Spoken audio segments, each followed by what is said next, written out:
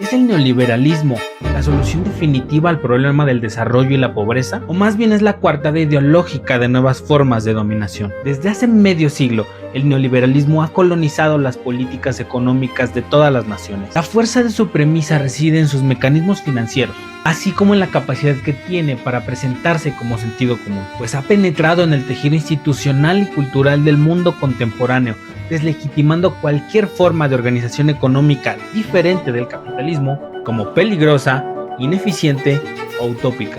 Su consolidación no fue casual, pues emergió como respuesta a la crisis del estado de bienestar de los años 70, encontrando sus impulsores decisivos en figuras como Margaret Thatcher y Ronald Reagan. Juntos redibujaron el mapa ideológico del planeta entero, privatizaron los servicios públicos, desregularon los mercados, fragmentaron el poder sindical y promovieron una narrativa donde el Estado tenía que ser cada vez más pequeño. Sin embargo, el mercado, omnipotente. De ahí se expandió a América Latina mediante el Consenso de Washington y a su vez al resto del mundo, muchas veces por imposiciones del Fondo Monetario Internacional, la OCDE y la Organización Mundial del Comercio. De este modo, la liberalización del comercio, la apertura financiera y la reducción del gasto social se convertían en premisas indispensables de lo que era el nuevo mundo. Pero este modelo, celebrado como el fin de la historia, ha dejado a relucir fracturas evidentes. Las premisas de bienestar se diluyeron en un mar de desigualdades, inseguridad laboral, crisis climáticas y democracias debilitadas por la captura corporativa del Estado. Y al día de hoy, mientras las cifras del PIB celebran el éxito de este modelo económico, millones de personas viven sin los derechos sociales garantizados, atrapadas en trabajos precarios y simplemente endeudadas por la necesidad de estudiar, por enfermarse o simplemente sobrevivir. Esta visión que convierte toda relación humana en transacción, todo valor en un precio, se ha instalado en la subjetividad contemporánea, moldeando los deseos, los lenguajes, las formas de concebir el éxito, la libertad y prácticamente la vida misma. Es por eso que hablar de neoliberalismo no es simplemente hablar de economía, sino de antropología política. Pero dime, ¿qué tipo de humanidad construye este modelo? Bien, vamos por partes. Primero vamos a definir qué es el neoliberalismo. ¿Una teoría económica? ¿Un modelo sociopolítico? Hablar de neoliberalismo es hablar de una palabra escurridiza con nociones económicas, políticas y éticas. No fue inventada por sus críticos, sino más bien por sus arquitectos, quienes en los años 30 y 40 comenzaron a replantearse los límites del liberalismo clásico. Todo esto mientras se vivía el auge del totalitarismo, el fracaso y la expansión del Estado social. Fue en la mítica reunión de la Sociedad Mont Pelerin en 1947, organizada por Hayek en Suiza, donde economistas, filósofos y juristas como von Mises, Milton Friedman y Karl Popper sentaron las bases de un nuevo liberalismo, uno que revalorizara el mercado como mecanismo económico y también como principio rector de la vida en sociedad. El suizo Hayek no fue un simple economista, fue un crítico que vio en la historia del siglo XX una advertencia existencial. Su obra The Road to Serfdom de 1944 es un grito ideológico contra lo que él profetizaba como un ardid totalitario inminente. Publicada en plena Segunda Guerra Mundial, cuando el mundo se debatía entre socialismos y fascismos, Hayek advirtió en el corazón de su argumento que toda planificación estatal siempre conlleva un riesgo. Y esto incluso aunque nazca de propósitos democráticos o igualitarios, porque implica necesariamente un ejercicio de coerción que podría limitar la libertad de elección. Para Hayek, los valores que sustentan una economía planificada, como igualdad, justicia distributiva y bienestar social, son incompatibles con una sociedad libre, porque implican que una autoridad central determine qué es lo que debe producirse, cómo debe producirse, quién debe consumirlo y en qué cantidad debe consumirlo. Dicho de otro modo, tarde o temprano, esta institución reguladora necesitaría imponer criterios, sofocar disidencias y disciplinar voluntades. En este sentido, Hayek atacaba al socialismo soviético, al intervencionismo socialdemócrata europeo, al New Deal de Roosevelt y a cualquier intento de redistribución que no surgiera de intercambios voluntarios. Su propuesta es, en cambio, de acuerdo a los intelectuales de la época, la libertad como ausencia de coerción. El individuo debe poder elegir sin interferencia del Estado, y para ello el gobierno debe limitarse a funciones esenciales: proteger la propiedad privada, garantizar el cumplimiento de contratos y velar por la competencia, delimitando al Estado siempre como un árbitro, jamás como jugador. Sin embargo, su utopía liberal paradójicamente niega que la desigualdad económica puede ser una forma estructural de coerción. En su visión, la pobreza no es una limitante de la libertad real, porque lo único que importa es que no haya una mano estatal que nos diga qué hacer y qué no hacer. No importa si nacemos en la miseria o sin acceso a servicios básicos como la salud, mientras nadie nos prohíba acción alguna explícitamente, seguimos siendo libres. Así, el neoliberalismo no es simplemente un conjunto de políticas económicas, como la liberación financiera o la reducción del gasto social, sino una racionalidad política que convierte la lógica del mercado en norma universal. Bajo su influjo, el ciudadano se vuelve en consumidor, la educación en inversión, la salud en mercancía y la vida completamente en una competencia. Y a todo esto, ¿a quién ha servido esta ideología? En el libro Una breve historia del neoliberalismo, publicado en 2005 por David Harvey, no aborda este sistema como una teoría económica neutral, sino como una estrategia política destinada a restaurar el poder de las élites tras las convulsiones sociales del siglo XX. Bajo su lente, el neoliberalismo no es un accidente histórico y tampoco es una evolución natural del capitalismo. Él lo propone más bien como una contraofensiva de clase, cuidadosamente articulada para revertir los avances de los movimientos obreros y populares, que ya habían conseguido ciertos logros durante el periodo keynesiano.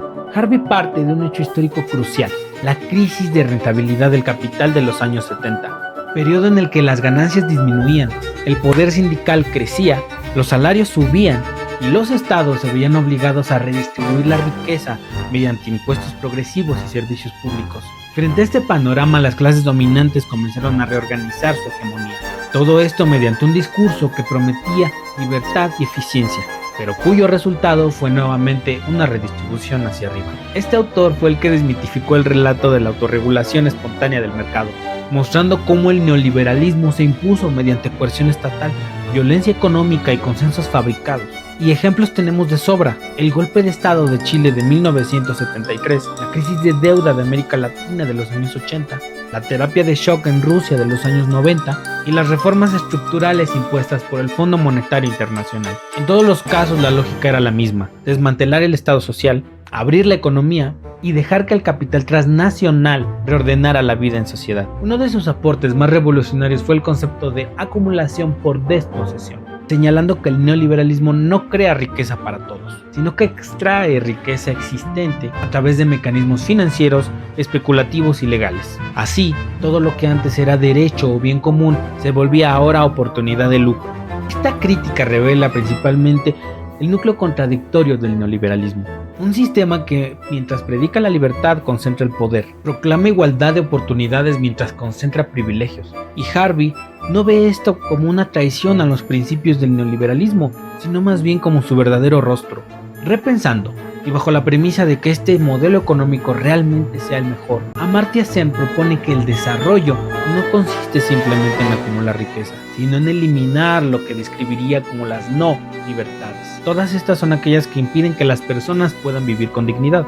Y esas no libertades no son solo la pobreza material, sino la falta de salud, de educación, de participación política, de seguridad social, etc.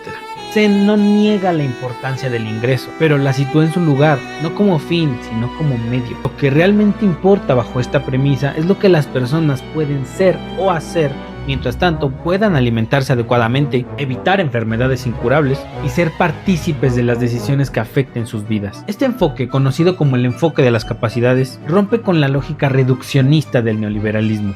Mientras Friedman y Hayek suponen que la libertad existe por el simple hecho de que a nadie se le diga qué hacer y qué no hacer, Sen exige que a su vez observemos si la persona tiene realmente las condiciones para ejercer esta libertad. Porque dime tú, ¿de qué sirve la libertad de elegir si es que uno no está sano? ¿De qué sirve la libertad de elegir si uno no tiene el conocimiento? ¿Qué vas a elegir? ¿Cómo lo vas a elegir si no conoces? Y Sen introduce así una ética humanista en la economía del desarrollo, abriendo una puerta epistemológica, invitando a pensar no solo en los indicadores macroeconómicos, sino en la esencia de la persona. Es una crítica implícita a la economía tecnocrática que olvida la dimensión humana y propone un concepto de desarrollo que se mide por lo que las personas pueden llegar a ser y no por el porcentaje del Producto Interno Bruto del país de que se trate. Y en este punto ya hay una pregunta inevitable: ¿existen instituciones o países que realmente encarnen estas ideas en el mundo real? Y es aquí donde aparece el pensamiento lúcido de Eric Wright, quien analizó las fallas del neoliberalismo y se atrevió a conceptualizar diferentes caminos para enfrentarlo mediante utopías reales. ¿Utopías? Sí, pero no como castillos en el aire ni como ideas inalcanzables, sino como proyectos tangibles que articulen principios como equidad, democracia y sostenibilidad en instituciones concretas. Para Wright, la transformación social no es algo que ocurra únicamente a través de guerras o rupturas sociales revolucionarias, pero también señala que la adaptación sumisa al status quo no va a servir de nada, pues lo que realmente cree es que este cambio realmente sostenido solamente es posible a través de la interacción dialéctica entre lo deseable, lo posible y lo alcanzable. En su libro Envisioning Real Utopias, publicado en 2010, este autor nos ofrece una brújula ética y estratégica, proponiendo que si el neoliberalismo ha moldeado la realidad a través del poder económico, corporativo y la exclusión democrática, entonces la tarea histórica que tenemos consiste en expandir el poder social, es decir, empoderar a las personas y colectivos para que puedan incidir, deliberar y decidir sobre los asuntos que afecten sus vidas, desde el trabajo hasta el cuidado, desde la vivienda hasta incluso el clima. Y para ello Wright propone 3 estrategias de transformación dependiendo de la situación de la que se trate. La estrategia ruptural: desbordar el sistema desde afuera. La vía ruptural ya la conocemos ampliamente, es la más clásica y radical. Basa en la idea de que el capitalismo es intrínsecamente injusto, incompatible con una sociedad democrática e igualitaria. Por lo tanto, este debe ser reemplazado mediante una ruptura política estructural. Esta estrategia ha sido el núcleo de movimientos sociales y revolucionarios a lo largo del siglo XX, desde la Comuna de París hasta la Revolución Cubana, y funciona porque, como lo acabo de expresar, es el desafío frontal al poder constituido. Huelgas generales, insurrecciones, tomas del poder estatal, es una apuesta por el todo o nada. Sin embargo, Wright también señala que esta estrategia, si bien es significativa e histórica, también ha sufrido derrotas, y bastante traumáticas, produciendo, y no en pocos casos, nuevas formas de dominación, ahora por otro grupo, bajo otros nombres u otras banderas. Por ello, su propuesta no es la descalificación de la ruptura, ni la aplicación inmediata de la ruptura, sino más bien como una posibilidad, tenerla ahí, latente, como la carta de última instancia, y también que nos quede como advertencia de los riesgos de sustituir una élite por otra. Estrategia número 2, la estrategia intersticial: construir alternativas en los márgenes. En contraste, la estrategia intersticial no busca una ruptura directa, no busca confrontar al sistema, sino crear formas de vida alternativas dentro de sus intersticios, en aquellos huecos que el mercado no ha podido colonizar. Un ejemplo de esto son las cooperativas de producción, el trueque, las monedas comunitarias, agricultura urbana y plataformas digitales autogestionadas. Todas estas ideas como formas germinales que señalan que otro mundo es posible. Y dichas ideas no esperan al cambio del poder para comenzar a transformar su realidad, ya lo hacen, desde lo cotidiano, eso sí, demostrando que es posible organizar la producción, el consumo y la vida en sociedad sin una lógica de lucro, sin explotación, sin jerarquías autoritarias. Este modelo funciona debido a su capacidad de prototipar el futuro y en ser prueba viviente de que existen modos de vida más humanos y más justos. Pero Wright también nos advierte que estas experiencias también podrían ser absorbidas por el capitalismo y no logran articularse políticamente. Por eso, la economía social y solidaria no basta por sí sola, pues tiene que defenderse y expandirse dentro de marcos legales e instituciones sólidas, ya que sin esto corren el riesgo de volverse guetos de resistencia, bellos al pensamiento, simbólicos, pero frágiles a la realidad que vivimos. La estrategia número 3, la estrategia simbiótica: reformar el sistema desde adentro para empoderar lo social.